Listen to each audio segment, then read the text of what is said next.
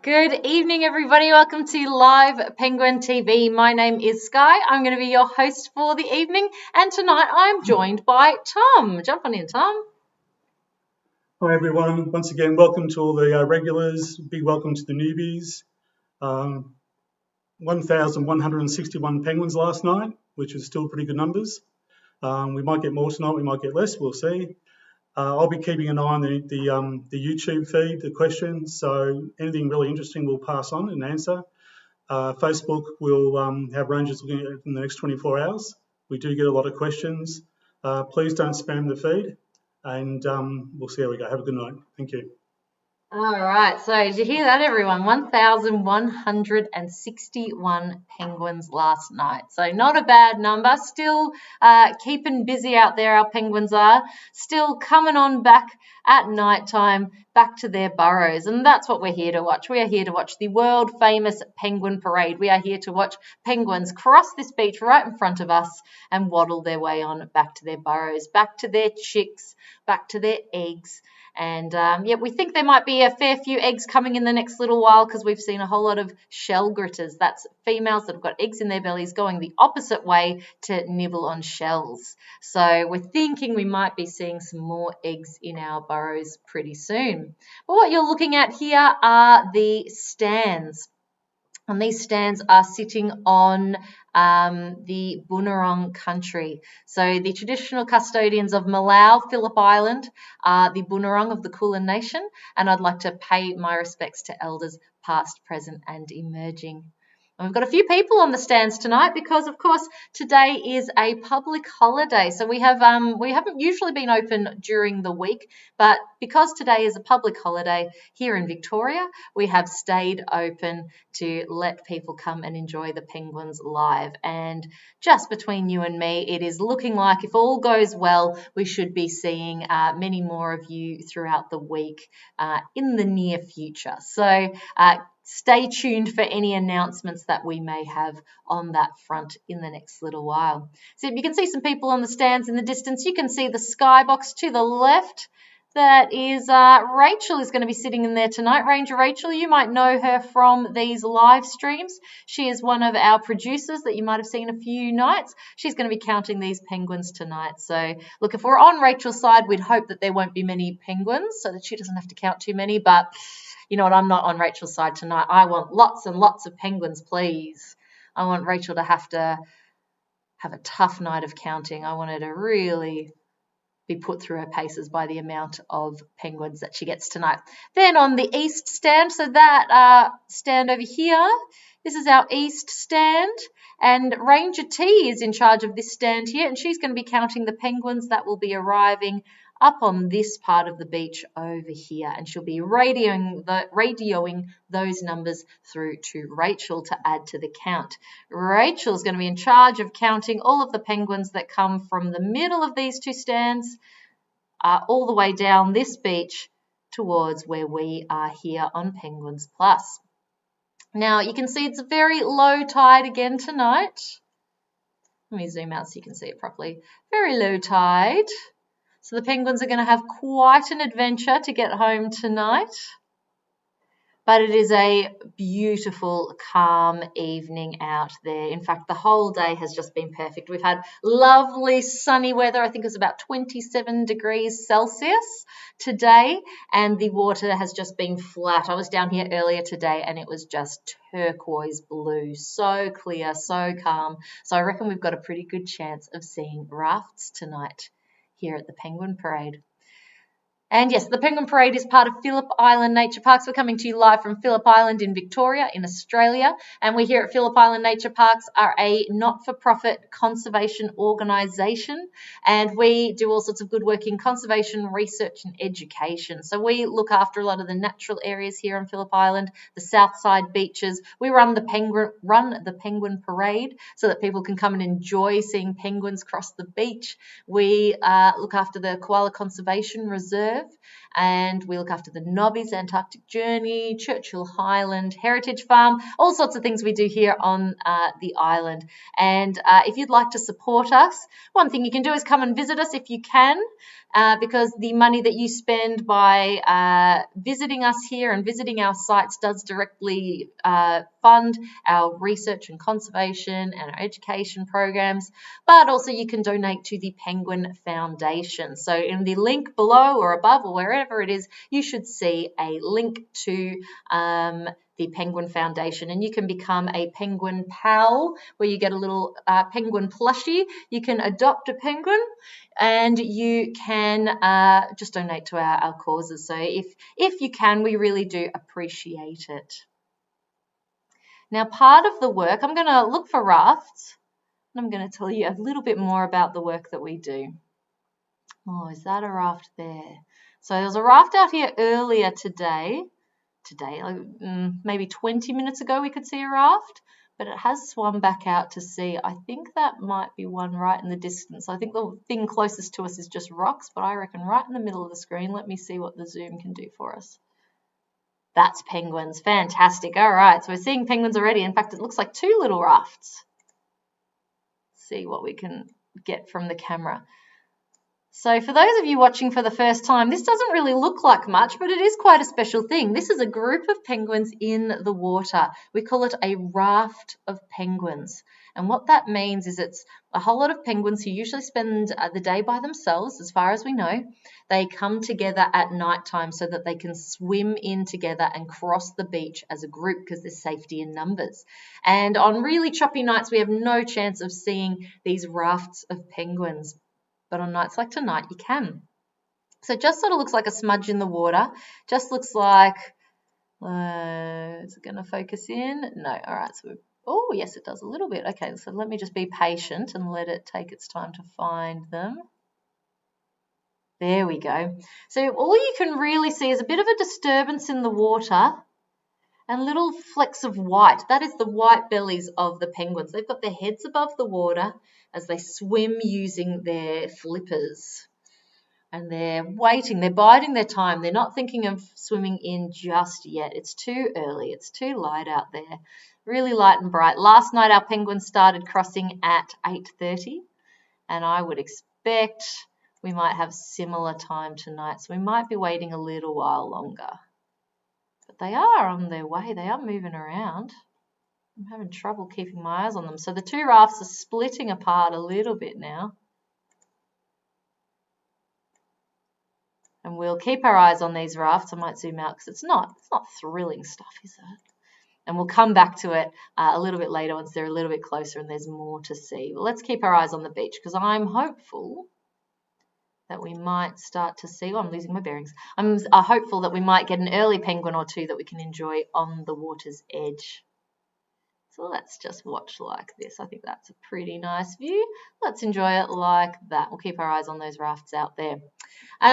So while we wait, I'm going to tell you a little bit of a story about the Summerland Peninsula and our buyback scheme. So believe it or not, these penguins have been returning home night after night for years and years and years and years and years and years and years. And we humans, we here on Phillip Island, I guess, have known about these penguins and have been visiting the penguins, and it's been a bit of a tourist attraction for about 100 years now. There's been people coming to see these penguins for about 100 years.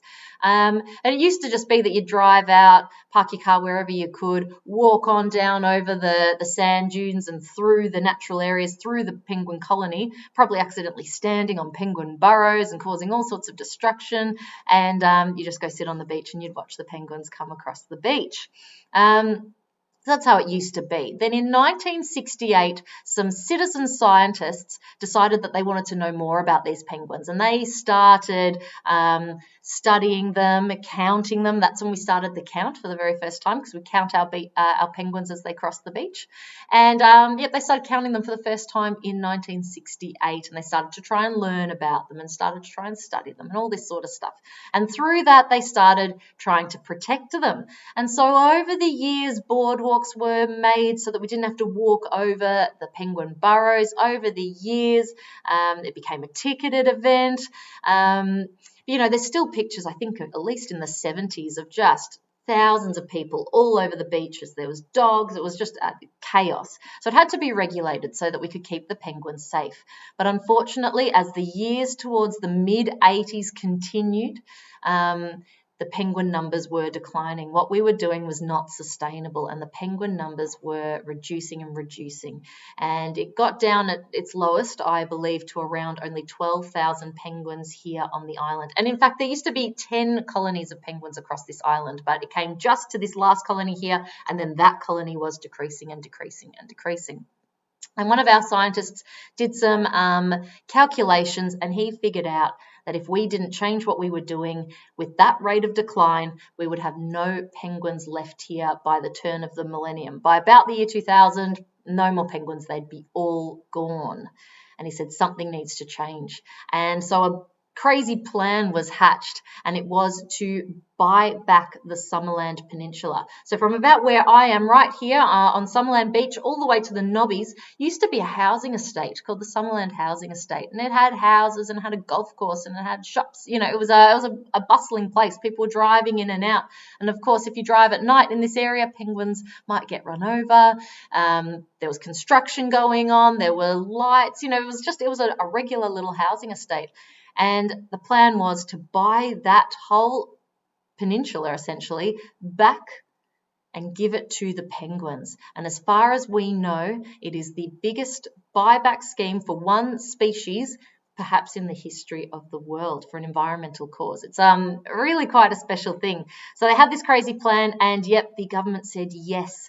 And over a very long time, very slow process, bit by bit, the houses were taken away, and now the Summerland Peninsula is just completely devoted to penguins. It is all about the penguins here now. So there's no structures left, and no one can drive there at night time, so they are safe. And it's a fantastic achievement. And as I said, it got down to 12,000 little penguins left. At its lowest, we are now up to 32,000 little penguins. So it's been a really fantastic scheme. It worked, and we are all enjoying the fruits of that crazy plan now by being able to watch this penguin parade coming live to you in your lounge rooms around the world right here, right now. So it's fantastic. And that's not the only crazy scheme that we've had here at Phillip Island Nature Parks. We also had a crazy idea to rid the island of foxes. So a couple of years ago, we finally did it, and we got rid of our very last fox, and we have now been fox-free for quite a few years, officially fox-free. And that it's fantastic for our penguins. A fox could eat up to about 40 penguins in one night. So it was really bad to have foxes on the land. Of course, foxes should not be on Phillip Island. They are not native to Phillip Island. And they were causing all sorts of problems for not only our penguins, but our ground nesting birds. We've got lots of them. So we got rid of foxes. And lots of people would have thought that that was quite impossible, but here we are with no foxes as well. So I think Phillip Island Nature Parks is a really forward-thinking, exciting organisation that's doing all sorts of really interesting stuff for the environment. Now I've got a raft of penguins. It looks like it's coming in. It's coming this way. Can you see the splashes in the water? That is the penguins making their way into the shore, and they're going to be arriving on this beach any moment now, I'd say. Let's watch them as they come. You see their bodies darting through the water. It's just fantastic. I love these smooth nights where we get a good show. Good to see them coming on in. Yep, they're swimming in. They're going around the rocks. I'm going to zoom out a little bit so we can see them a bit better. Yep, there we go. And they're almost about to make it. So we're about to have Rachel call penguins on the water's edge. Here we go. There they are. Welcome home. So this is the smallest species of penguin in the world. There are 18 species in the world. These are the smallest and the cutest, I would say. The little penguin, Eudiptera minor, they're called. And it is an amazing phenomenon to watch them cross this beach night after night. And we've had so much fun bringing this to you. And they're all in a group because they don't want to get eaten. There might still be predatory birds and birds of prey that might still be awake that would like to eat them. But in a group like that, I reckon they've got some good confidence to start to make their way across the beach. But we'll see. We'll see if they have the same ideas as me. I would say, yeah, that's probably enough, but they look like they're hesitant. They look like they're waiting for a few more. There's two off to the side that, are realising their mistake and are quickly joining the group. Getting back in there. So no, they're not having the courage to go just yet, are they? We're seeing a bit of procrastination. Oh, and now they might be taking off. So littlest penguin in the world, about 33 centimetres tall, 1 kilo in weight, or 2.2 pounds, if that's how you measure. They've got white bellies, as you can see, and blue feathers, the only penguin in the world that has blue feathers. And they live in burrows when they are out of the water. They spend 80% of their life in the water, but 20% of their life on land, and most of that time on land is spent within these burrows that they dig with their feet. So they swim mostly with their flippers, and they dig mostly with their feet. And these are just some of these special features that our little penguins have got. Now, they're not as good on land as they are in water. You can see that they are waddling in quite a laboured way. They've really got to rock us from side to side because they've got fused knees. They can't move their knees. So all they can do is sort of lean forward and rock from side to side and use that momentum to get them forward. Now, I've told you that we count these penguins every night. We've been doing that since 1968. And so Rachel starts the count when 5 penguins make it halfway across the beach. And I believe that the count has already begun. And I believe it was penguins in on another part of the beach. Might have started a bit earlier tonight than these ones here. But we like to show you this pathway because this pathway gets the most penguins. Yep, they're on their way now, so hopefully nothing spooks them. Hopefully this is a safe crossing for them.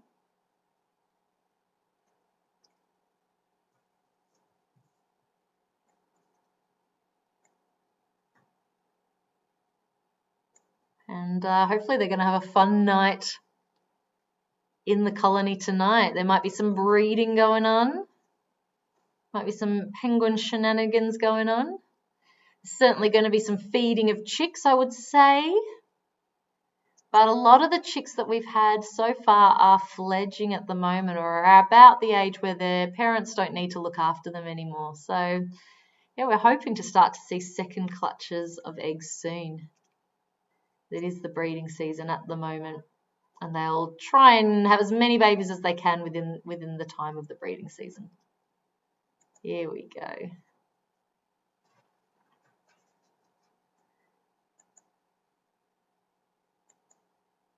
So I'd say these guys have made it about halfway across the beach. I'd say Rachel has probably counted them by now. Have you guys been counting them at home? We'll have to see if we can get a number of these penguins.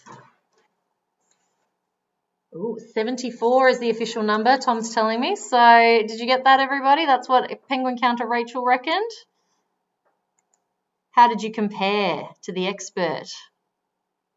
Now, this is a tough part. This is where they've got to cross these rocks. So this isn't always a rocky area. Depending on what's going on, beaches are very flexible things. They change a lot depending on storms and seasons, whether waves are bringing sand in or taking sand away. This is not always a very rocky area, but at the moment it is rocky as, which is making it a little bit more difficult for our penguins as they try to clamber across. And Tom was a bit critical of our penguins last night because he noted that there's this wide open space to the left that they could have used to cross. They could have gone around the rocks, but no, these penguins are creatures of habit. They like to go the same way time and time again, so they were just going straight across these rocks, making life difficult for themselves. So they're spreading out now. It's a bit tougher over these rocks, but we should be seeing them home very shortly. So while we watch them cross these rocks, Tom, have we got any questions from the audience?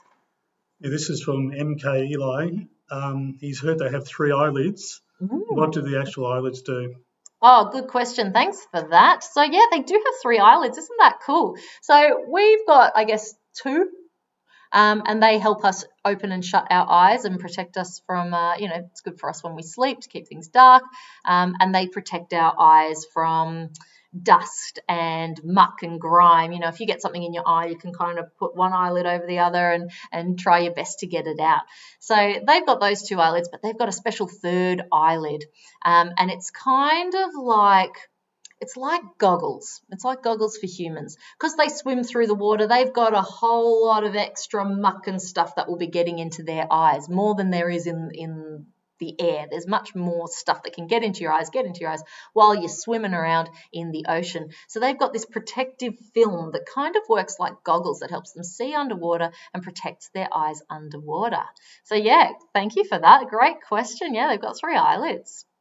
We're getting all sorts of fantastic penguin anatomy information tonight. I love it. Here we are. They've made it to the Preening rocks, and the Preening rocks look a little bit different. I went down there today, and yeah, they've been.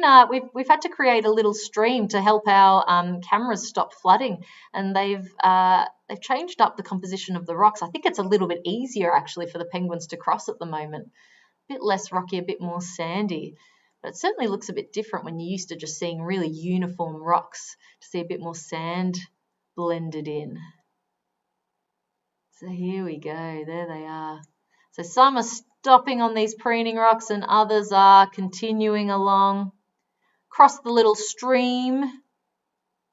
And yep, some of them are heading straight up the stream and off to their burrows, and hopefully we'll see some cross the stream and head to our camera that you can see above. Hopefully we'll be seeing some penguins head on their way on these camera here. Oh, but let's follow this one. This is a front runner. This is the winner of the Phillip Island Cup, running away up into the grass. Now, is the grass going to stop him? So you might remember not too long ago, this was a really not very tall grass, but spring has sprung and now we have very, very long grass. And it looks like we might have some chicks here. Can you see some other penguins in amongst the grass here? Very hard to spot, but I'd say that these are chicks waiting for their parents to come home. Oh, and we've got penguins on the highway. Let's flick to that. Let's have a little look. Yep, so our first lot of penguins are racing along the highway here. Fantastic. Another few in the background there. Turning the corner and on their way down.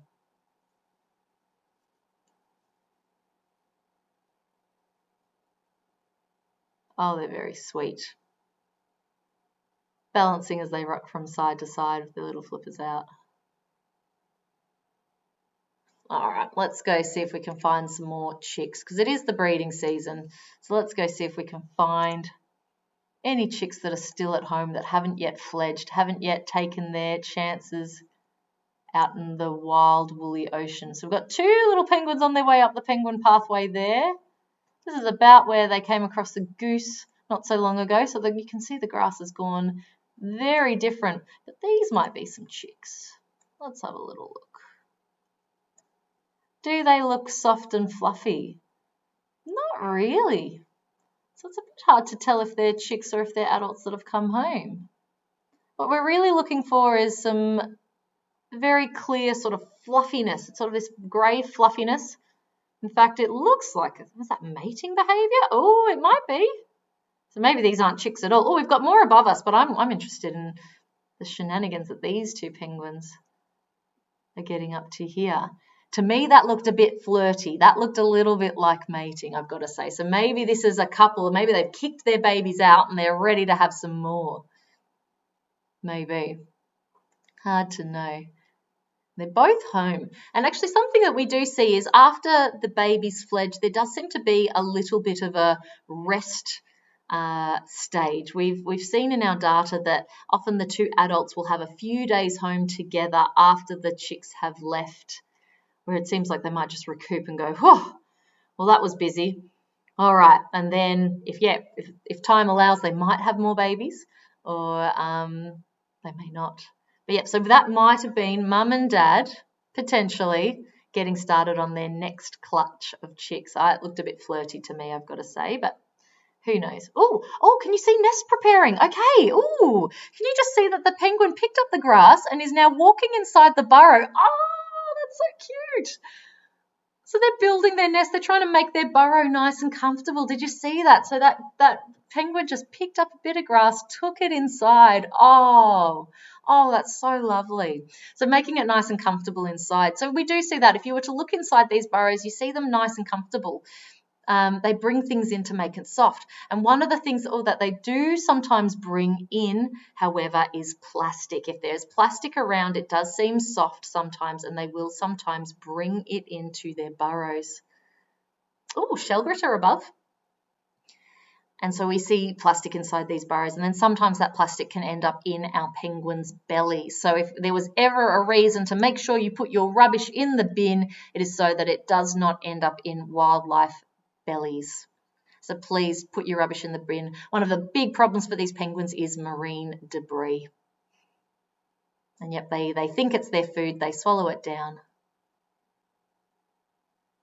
and then they end up with it in their belly, and it can play tricks on their brain. I think it sends signals that they're full even though they're not, and then they can end up starving to death because they haven't got enough real food in their belly. Their belly's full of plastic.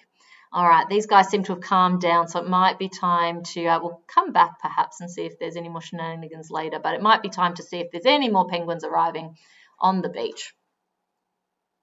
That was a bit of fun for a moment, wasn't it? Imagine if they did the deed. Imagine if we got some mating. That would have been fun. It was very cute to see them getting ready for their, making their burrow nice and comfortable though. A bit of renovations going on. So let's zoom out. See what we've got. Oh, yes, more penguins arriving. Oh, yes. Oh, gosh, they're scattering out, aren't they? Oh, this is going to be tough for Rachel. So it looks like there's been one raft has already come in and they've just scattered right out. It looks like we've got another sort of raft that's just hitting the rocks now. And then there's another raft that are waiting at the edge of the water deciding if they come. So they're certainly not making it easy for Rachel tonight as they come across. And have we got any more questions, Tom? This one's from Jessica Rogers. How do the penguins dig their burrows?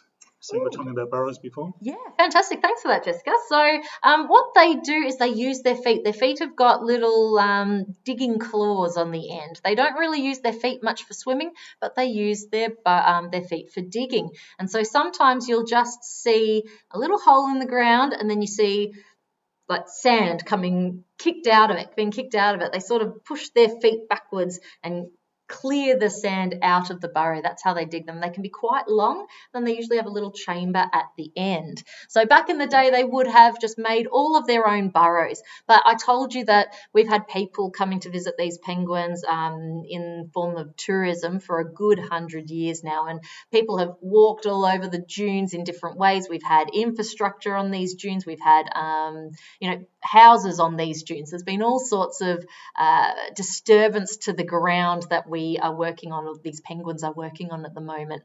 And it just makes it a little bit harder if you're dealing with compacted sand that isn't natural, I guess, and dirt and things like that. It's much harder to dig burrows. So that is why we have we put in these ready-made houses. You might have seen, oh, we've got a fly on the lens. There we go.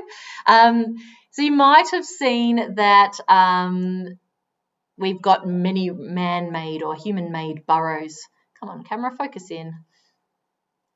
That we give to the penguins, and it just means that they don't have to worry about making their own. They can move straight into a ready-made burrow. That camera's suffering, so let's flick to this one. We've got a big stream of penguins coming through now along this highway, waddling along back to their burrows. So yeah, great question, Jessica. With their feet, they dig it. And then, yeah, they renovate it out with grasses and anything soft that they can find. And as I said, yeah, sometimes, unfortunately, plastic. But keep those great questions coming in, everyone.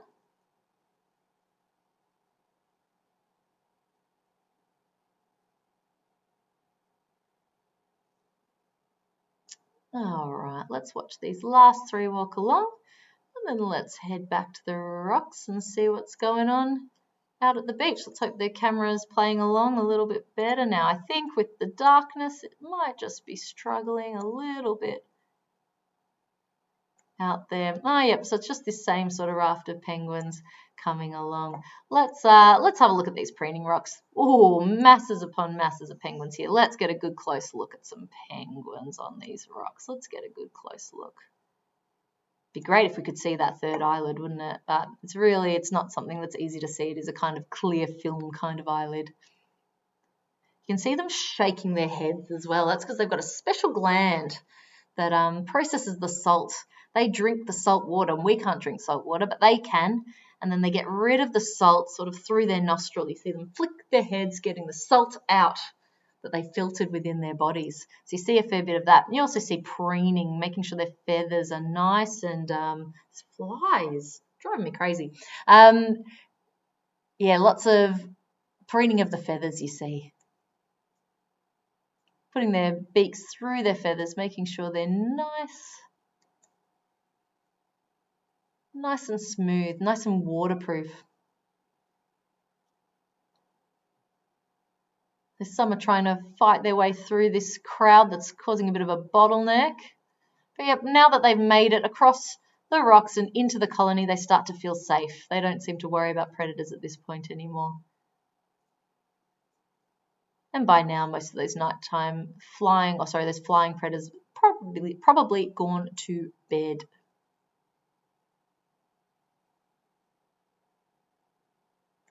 So a bit of preening there. Let's see if we've got some more crossing this little stream that we've created here. Oh, yep, stumbling down the rocks there. So you can imagine if they're stumbling down some of these rocks, imagine what it must be like on the beach. It must be absolute carnage as they try to cross those quite big rocks. Oh, this one's not sure if it wants to jump in the water or not. You've just been in the water all day. There we go. Big jump. Yep. There we are. And onwards, off on your way. Along the front of our Penguins Plus stand. Which reminds me, hang on, no, I'm going to keep it on here. Sorry, I was going to flick cameras, but I do want to watch these penguins. No, we've got people. But that reminds me that, so we can, they're sitting right in front of those people there. So that reminds me, people are going to, we can have people at the moment. We're hopefully going to be having even more of you soon here on the, here at the Penguin Parade, as hopefully Victoria opens up to all. Melbourne can come to regional Victoria can come to Melbourne. Hopefully that's coming soon, and hopefully we'll be seeing many more of you people from Melbourne coming in soon. And do make sure that when you're sitting on the stands, if you recognise us, do say hello. And this happened last night with Ranger T. Ranger T was on the Penguins Plus stand, and she met a boy called Jack, who was at the Penguins for his 14th birthday yesterday. So happy birthday, Jack. Jack for yesterday. Thank you for watching night after night, and thank you for having a chat with T. We really appreciate it. So if you do see us on the stands in the coming months, make sure you say hello. Make sure you say, yep, I've been watching. Maybe let us know your name, because we might recognize your name as well. And we will love to have a chat to you about anything penguin related that you might be interested in. Now, let's have one last little look at this burrow. Was it this one? Yes, it was. See if there's anything more going on there. We will have to be finishing in just a few minutes. So let's see if we've got any more action going on here with these two penguins. And let's see if there's any more questions from Tom. Yeah, from Bron K, do the penguins peck? Do the penguins peck? Oh, do they ever? Yes, they do. Yep, Tom just said if you didn't catch it, he's got the scars to show for it. Yes, I don't think we're going to get much here. Yeah, they really do peck. So the thing about most animals, I've been working with animals for many, many years now, and the problem is not many of them have hands like we do that can hit somebody away if they're doing something annoying, or potentially very strong feet to kick something away. But what most animals do have is sharp things in their teeth that help them digest, bite things up and chew things up and hold on to food and things like that, which also double as protection if things go poorly. So yes, what you do find with a lot of animals in the wild is that they will peck, they will bite. If something other than another penguin comes up to a penguin, they're probably going to bite it, because most times in the wild, if an animal that is not your species approaches you in the wild, you're probably about to get eaten. That's just the way that it works in the wild, unfortunately. If a different animal comes up to you, they're probably going to want to eat you.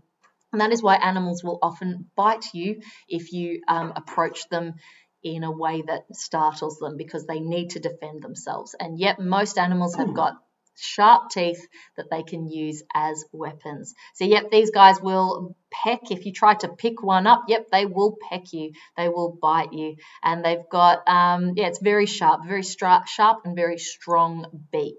So our poor penguin rescuers, yes, them too, but our penguin researchers who occasionally have to pick up these penguins for research purposes, yep, they've got scars all over their hands from penguins pecking at them.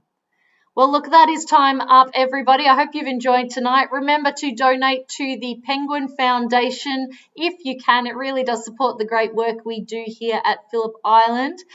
Tomorrow, I believe that your host will be Stephen, so make sure you tune in tomorrow. I'm not sure who he's going to be joined by. I'm not sure who's going to be counting with him, but do tune in to see Stephen tomorrow night.